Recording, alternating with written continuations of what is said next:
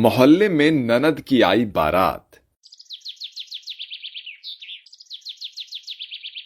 ये कहानी है शांति निकेतन मोहल्ले की। ये मोहल्ला अपने नाम की तरह बिल्कुल भी नहीं था, क्योंकि इस मोहल्ले में आए दिन किसी न किसी बात पर तू मैं अक्सर हो जाती थी। अरे किस नाश पिटी ने मेरे घर के आगे इस कूड़े को फेंका है। अगर पता चल गया तो मैं उसके बाल पकड़कर मारूंगी। अरे जेठानी जी, मुझे तो ऐसा लग रहा है कि ये काम हेमा आंटी का ही होगा, क्योंकि अक्सर वही अपने घर के बाहर कूड़े को फेंका करती है और आज उन्होंने हमारे घर के आगे फेंक दिया। ये बात सुनकर तुरंत वहाँ पर हेमा आ जाती है। खबरदार सुमन, अगर तूने मेरे खिलाफ एक लफ्ज भी निकाला तो समझा ले गीता अपनी देवरानी को, नहीं तो मेरे से बुरा और कोई नहीं होगा। अगर ना पता हो तो बिना देखे किसी पर इल्जाम नहीं लगाया करते। अरे हेमा आंटी, मेरी देवरानी ठीक ही तो कह रही है।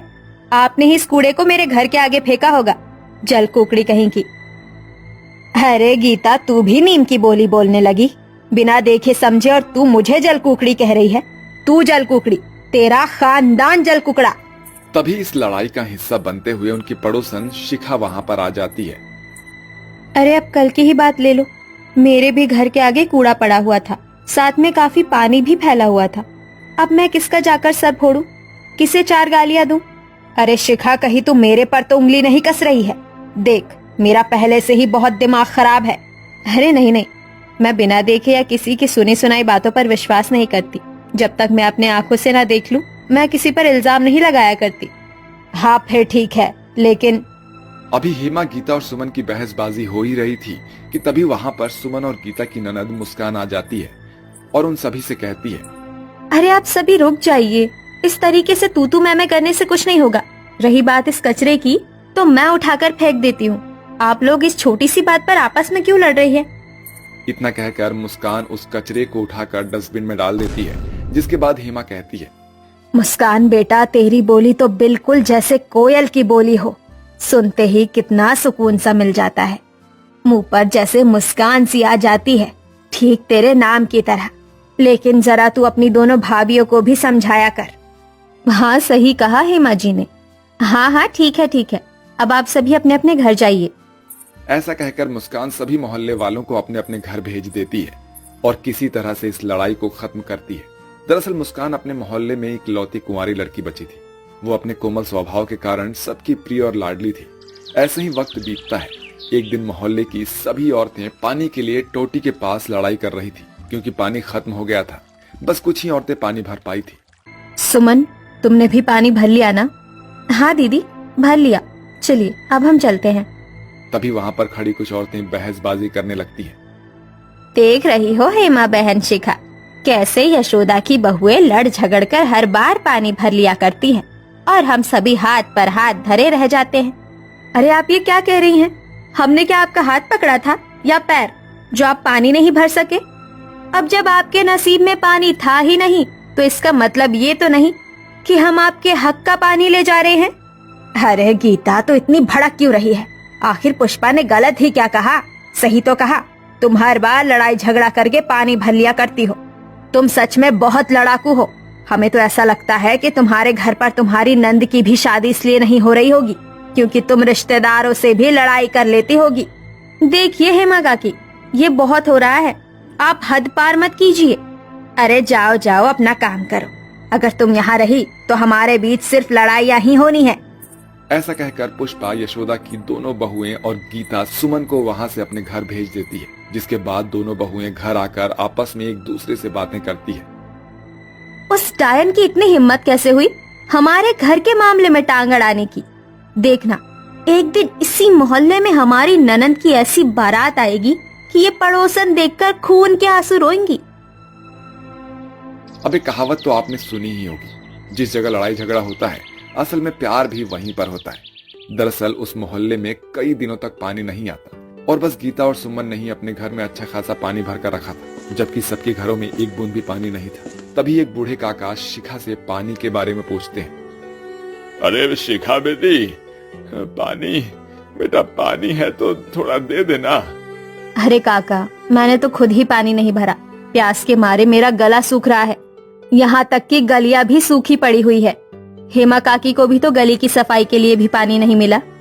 वहीं खड़ी दोनों भाभियां ये बात सुन रही होती हैं। अरे सब लोगों को बिना पानी की कितनी परेशानियां हो रही है। चलो ना, थोड़ा थोड़ा सबको पानी दे दिया जाए। हाँ दीदी, शायद आप सही ही कह रही हैं। वैसे भी हमने पानी तो भर ही लिया है, और जब बाद में पानी आ जाएगा तो और भी भर लेंगे।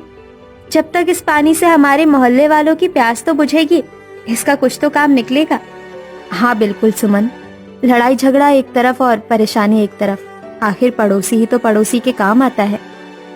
अब वो दोनों बहुएं सभी को थोड़ा थोड़ा पानी दे देती हैं। उनका ये करुण स्वभाव सभी को पसंद आता है। ऐसे ही कुछ दिन बीत जाते हैं। हर रोज उनकी ननद को देखने के लिए लड़के वाले आते हैं और उनकी ननद की शादी इस बार तय हो जाती है। वो दोनों मोहल्ले के हर घर में लड्डू बांटती है। ये लीजिए हेमा काकी, शिखा, पुष्पा काकी, लड्डू खाइए। अरे ये लड्डू किस खुशी में? हमारी मुस्कान की शादी तय हो गई है। अब हमारे नंद तुम्हारी भी तो नंद हुई ना, इस नाते तुम्हें भी काम की जिम्मेदारी निभानी होगी। हाँ हाँ क्यों नहीं, इस मोहल्ले की इकलौती कुंवारी लड़की बची है मुस्कान, हम तो खूब धूम मचाएंगे उसकी शादी में। हाँ वैसे भी हम मुस्कान की शादी एक बैंकेट में कराएंगे। माँ जी और हमारे पति उसी सिलसिले में बात करने गए हैं, बस बुक करवा के आ ही रहे होंगे। अरे ये लो, मैं तो बात ही कर रही थी और वो देखो सामने से ही आ रहे हैं सभी। आ गए आप सभी? बैंक्वेट हॉल बुक हो गया ना? नहीं गीता, वो बहुत ज्यादा पैसे मांग रहे हैं। इस समय शादियों का सीजन है और हम इतने पैसे नहीं दे पाएंगे। और शादी के लिए धर्मशाला वैसे ही खाली है, इसलिए हमें मोहल्ले में ही बारात ठहराना होगा। तभी वहां पर मुस्कान भी आ जाती है। मुस्कान को देखकर उसकी माँ यशोदा उनसे कहती है, अरे बेटा, अब तो मुझे भी कुछ नहीं सूझ रहा। शादी में तो बहुत कम समय बचा है और इतने कम समय में हलवाई को न्योता, मोहल्ले की सजावट की तैयारी, ये सब कैसे होगा? माँ जी बिल्कुल सही कह रही है जी, इतनी जल्दी ये सब कैसे होगा? अरे तुम सब क्यों चिंता करती हो, हम सब है ना हाथ बटाने के लिए। क्यों है माँ काकी? हाँ हाँ क्यों नहीं, पूरे मोहल्ले की साफ सफाई और सजावट की जिम्मेदारी मेरी हुई। और मेरी तरफ से बारातियों के लिए कुर्सी, टेबल, टेंट लाने की जिम्मेदारी मैं अपने ऊपर लेता हूँ। और खाने की व्यवस्था मैं देख लूंगी। वैसे भी मैं एक हलवाई की पत्नी हूँ, अपने बेटों के साथ मिलकर खान पान की सारी व्यवस्था कर दूंगी। फिर कुछ दिन बाद शादी से पहले कुछ लोग मोहल्ले की साफ सफाई कर रहे थे, कुछ पूरे मोहल्ले को लाइट और फूलों से सजा रहे थे। लगभग 2 से 3 दिन में पूरा मोहल्ला चमक जाता है और अब किसी बैंकेट हॉल से ज्यादा खूबसूरत लग रहा था। ऐसे ही पुष्पा कुछ हलवाइयों के साथ मिलकर मिठाइयां बनवाने के लिए तैयार हो जाती है। वहीं मुस्कान की मेहंदी की रस्में होती है, जहां शिखा और सुमन बहुत अच्छी मेहंदी लगाती है, इसलिए मुस्कान को मेहंदी वही लगाती है। तभी वहां पर गीता उनके लिए फ्रूट कट करके लाती है। ये लो शिखा, थोड़े से फ्रूट्स खा लो। वैसे भी तुम दोनों कब से मेहंदी लगाने बैठी हो, थक गई होगी ना? अरे नहीं नहीं, अभी ये हाथ थोड़ा बाकी है। ठीक है, फिर तुम मेहंदी लगाओ, मैं तुम्हें अपने हाथों से ये फ्रूट्स खिला देती हूँ।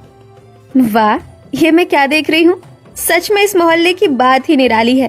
कुछ दिन पहले ये दोनों एक दूसरे के खून पीने की उतारू थी, लेकिन आज देखो इनके बीच में कैसे प्यार उमड़ रहा है। यही तो इस मोहल्ले की खासियत है, पल में लड़ाई तो पल में प्यार हो जाता है। चलो अब जल्दी जल्दी काम करो।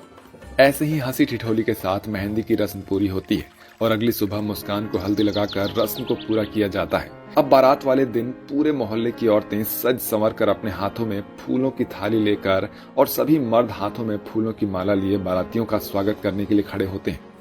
पता नहीं ये लड़के वाले कब आएंगे, मेरी तो आंखें थक गई बारात की राह देखते देखते।